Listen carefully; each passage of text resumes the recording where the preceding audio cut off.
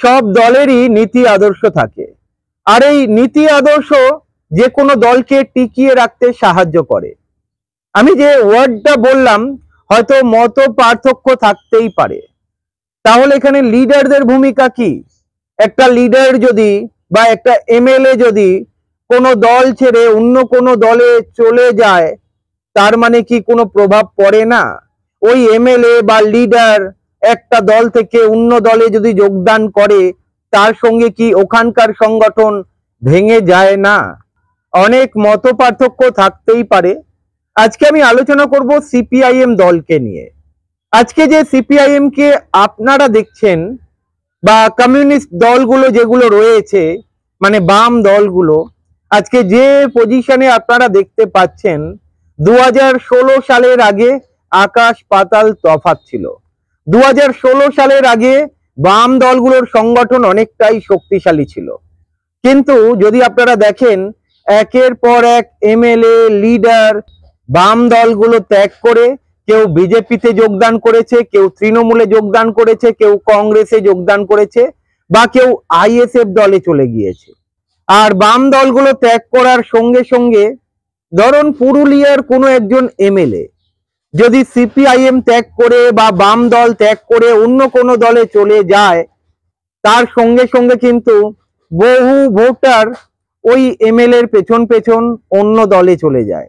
আজকের বাম দলগুলো যে অবস্থায় রয়েছে, এর জন্য অবশ্যই বাম দলগুলোর নেতৃত্বের অভাব রয়েছে, কোথাও না কোথাও সমস্যা ছিল, যার ফলে বহু এমএলএ বহু লিডার বাম দল ত্যাগ করে অন্য দলে চলে গিয়েছে। আরেকটা কারণ হতে পারে, যখন দেখতে পাচ্ছে বামেরা ক্ষমতায় নেই, তাই টিকিট কনফার্ম করার জন্যে, এমএলএ সিটটা ধরে রাখার জন্যে বা নিজেদের স্বার্থে ওই এমএলএ অন্য দলে চলে গিয়েছে, এবং এর সঙ্গে সঙ্গে বহু মানুষ বহু ভোটার বাম দলগুলো ত্যাগ করে কেউ বিজেপি, কেউ তৃণমূল, কেউ কংগ্রেসে চলে গিয়েছে। আর এই এমএলএ গুলো বাম দলগুলো ত্যাগ করার সঙ্গে সঙ্গে বাম দলের যে ক্ষমতা ছিল, যে সংগঠন ছিল, সেই সংগঠনগুলো ভেঙে চুরমার হয়ে গিয়েছে। আপনারা বলবেন একটা দল টিকে থাকে নীতি আদর্শের ওপরে, এটা যতটা ঠিক এটাও মানতে হবে, যদি কোনো দলের এমএলএ ওই দল ত্যাগ করে অন্য কোনো দলে চলে যায়, তার সঙ্গে সঙ্গে কিন্তু কোথাও না কোথাও একটা ওই দলের মধ্যে বা ওই পার্টিকুলার এরিয়ার মধ্যে একটা উইকনেস চলে আসে। আজকে আলোচনা করব বাম দলের এমন বহু বিধায়ক রয়েছেন, বহু এমপি রয়েছেন, যারা 2011, 2016, 2018 সালের দিকে সিপিআইএম দল বা অন্য কোনো বাম দল ত্যাগ করে কেউ বিজেপি, কেউ তৃণমূলে চলে গিয়েছে। আমাদের কাছে কিছু লিস্ট রয়েছে, সেই লিস্ট আপনাদেরকে দেখাবো, এবং এই লিস্ট আপনারা দেখলেই বুঝতে পারবেন আজকের বামেরা এই অবস্থায় কেন কেন বামেরা শূন্য রয়েছে। জানেন, বহু এমএলএ এমন রয়েছে, বহু এমপি এমন রয়েছে, যারা বামেদের খারাপ সময় বাম দল ত্যাগ করে অন্য দলে চলে গিয়েছে। হতে পারে ওই সময় বাম সংগঠনের মধ্যে সমস্যা ছিল, যার ফলে তারা অন্য দলে গিয়েছে, অথবা আরেকটা কারণ হতে পারে নিজেদের স্বার্থে, নিজেদের অস্তিত্ব বাঁচিয়ে রাখার জন্য, এমএলএ পদ এমপি পদ বাঁচিয়ে রাখার জন্য অন্য দলে চলে গিয়েছে। আজকের আলোচনা করব এমন কিছু এমএলএ, এমন কিছু এমপি রয়েছে, যখন বামেদের ভালো সময় ছিল বামেরা তাদেরকে এমপি বানিয়েছে, এমএলএ বানিয়েছে।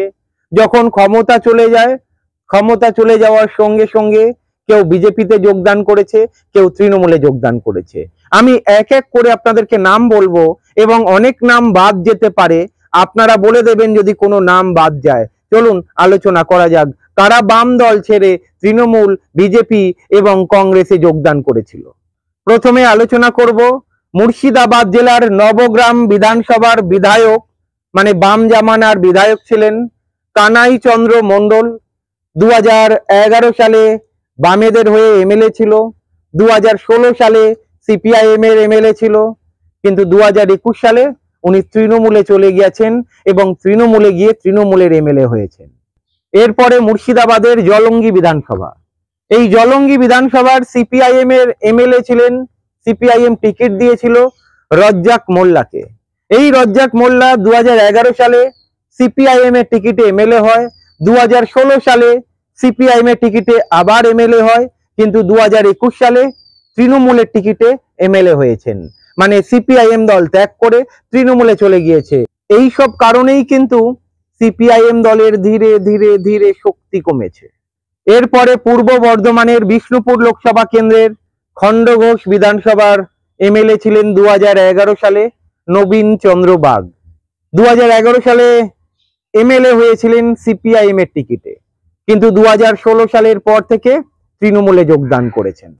উত্তর মালদার মালতীপুর বিধানসভার আব্দুল রহিম বক্সি আরএসপির এমএলএ ছিল 2011 সালে, কিন্তু 2016 সালের পর থেকে দেখুন তৃণমূলে যোগদান করেছে এবং তৃণমূলের টিকিটে উনি এমএলএ হচ্ছেন, মানে বড় বড় পদ পাচ্ছেন। মানে আরএসপি সংগঠন এখানে ভেঙেছে কি ভাঙেনি তার মানে। আব্দুল রহিম বক্সি খুব ভালো নেতা ছিলেন। আরএসপি নিজেদের দোষে একজন ভালো এমএলএ কে হারিয়েছেন, কারণ দলের মধ্যেও তো গোষ্ঠীদ্বন্দ্ব থাকে, প্রবলেম থাকে। সেই প্রবলেমের কারণেই বোধহয় আব্দুল রহিম বক্সি তৃণমূলে যোগদান করেছেন, আরএসপির সংগঠন নষ্ট হয়ে গিয়েছে। সবাই তো আর তন্ময় ভট্টাচার্য হয় না, সবাই তো আর সুশান্ত ঘোষ হয় না। হাজার কালি ছেটানোর পরেও এই সিপিআইএম দলেই রয়ে যায়, সবাই কিন্তু এমন হয় না। পুরুলিয়া জেলার ছাতনা বিধানসভা কেন্দ্রে নরহরি মাহাতো সিপিআইএম এর এমএলএ ছিল, 2016 সালে সিপিআইএম এর এমএলএ ছিল, 2021 সালে বিজেপিতে যোগদান করেছে, বিজেপির এমএলএ হয়েছে। সংগঠন ভেঙেছে কি ভাঙেনি। উত্তর বসিরহাট বিধানসভা কেন্দ্রের রফিকুল ইসলাম মন্ডল 2016 সালে সিপিআইএম এর এমএলএ ছিল, কিন্তু 2016 সালের পর থেকে তৃণমূলে যোগদান করেছে, 2021 সালে তৃণমূলের এমএলএ। হরিঙ্গাটা বিধানসভা কেন্দ্র থেকে বঙ্কিমচন্দ্র ঘোষকে সিপিআইএম টিকিট দিয়েছিল, এমএলএ হয়েছিল, পঞ্চায়েত মন্ত্রীও উনি ছিলেন, কিন্তু 2018 সালের পরে মুকুল রায়ের হাত ধরে বিজেপিতে যোগদান করেন এই বঙ্কিমচন্দ্র ঘোষ। এখন উনি কোথাকার বিধায়ক? চাকদা বিধানসভা কেন্দ্রের বিধায়ক, বিজেপির বিধায়ক। ইমরান আলী ভিক্টর ফরওয়ার্ড ব্লকের নেতা ছিলেন, 2011 সালে ফরওয়ার্ড ব্লকের টিকিটে এমএলএ হয়েছিলেন, কিন্তু ফরওয়ার্ড ব্লকের মধ্যে গোষ্ঠীদ্বন্দ্বের জন্য ইমরান আলী ভিক্টর কংগ্রেসে যোগদান করেন এবং আপনারা দেখেছেন 2011 সালে ফরওয়ার্ড ব্লকের এমএলএ হওয়ার পরেও উনি যখন দল ছেড়েছিলেন ওনার সঙ্গে বহু কর্মী কংগ্রেসে চলে গিয়েছিল।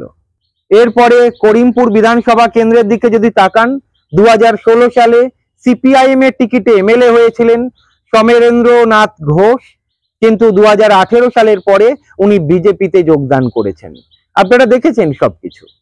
পরেশ কুমার অধিকারী ফরওয়ার্ড ব্লকের লিডার ছিল, 2011 সালে এমএলএ ছিল, তারপরে কি দেখলেন তৃণমূলে চলে গিয়েছে এবং তৃণমূলের এখন বড় ধরনের লিডার। উদয়ন গুহ ফরওয়ার্ড ব্লকের লিডার ছিল, 2011 সালে ফরওয়ার্ড ব্লকের টিকিটে এমএলএ হয়েছে, কিন্তু 2016 সালের পরে তৃণমূলে চলে গিয়েছে। এখন উত্তরবঙ্গে আপনারা জানেন উদয়ন গুহর কতটা শক্তি রয়েছে তৃণমূলে যোগদান করে। এরা সিপিআইএম, ফরওয়ার্ড ব্লক, আরএসপি এই দলগুলোর সঙ্গে বিট্রে করেছে কিনা বলতে পারবো না, তবে একটা কথা বলতে পারি, যারা চলে গেছে তাদের মধ্যে অনেকেই নিজেদের অস্তিত্ব টিকিয়ে রাখার জন্য, আবার পুনরায় এমএলএ হওয়ার জন্য কেউ বিজেপি, কেউ তৃণমূলে চলে গিয়েছে। সিপিআইএম, ফরওয়ার্ড ব্লক, আরএসপি ধরে রাখতে পারিনি, বা এই দলগুলোর মধ্যে এত গোষ্ঠীদ্বন্দ্ব ছিল, কিছু সমস্যার জন্য তারা এই দলগুলো ছাড়তে বাধ্য হয়েছিল। আপনাদের কি মনে হয় যে আজকের যে বাম দলগুলো আজকের এই অবস্থা, নীতি আদর্শ দিয়ে কি দল টিকিয়ে রাখা যায়, নাকি লিডার এমএলএ এর দরকার রয়েছে? যদি কোনো দল থেকে লিডার এমএলএ ছেড়ে চলে যায় শক্তিটা কমে যায়। কি মনে হয় কমেন্ট করে জানাবেন। ভালো থাকবেন।